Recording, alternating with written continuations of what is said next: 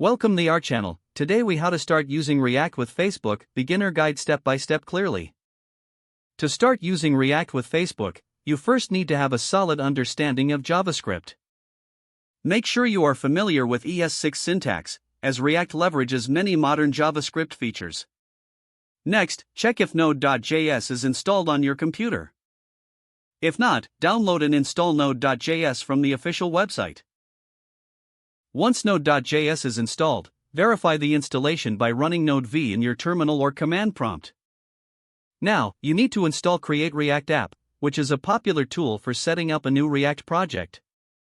Run the command npm install g create react app in your terminal. After the installation completes, you can create a new React application by running npx create react app myapp. Replace myapp with your desired project name.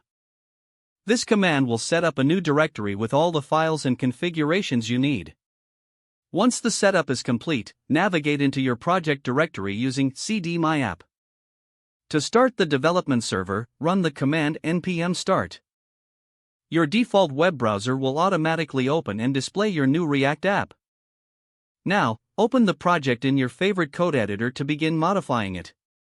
Start by editing src/app.js, where you will find the main component of your application. Save your changes to see them reflected in the browser instantly. As you learn more about React, explore how to create components, manage state, and handle events. You can also refer to the official React documentation for in-depth tutorials and examples. Consider building small projects to practice your new skills and reinforce your understanding. Join online communities and forums to connect with other React developers and share your progress. This journey will help you grow as a developer and deepen your knowledge of React. If the page does not load, refresh the browser or try again in a private or incognito window. Make sure you are using the correct email address, then retype it carefully to avoid small typos.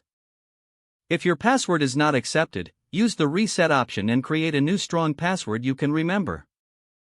Check your spam folder for verification or security emails, then complete any requested confirmation steps. Enable two-factor authentication if available to improve account security and reduce unauthorized access risk. After signing in, review your profile details so your contact information and settings are accurate and current. If you see an error message, note it down and try again after restarting your device and internet connection.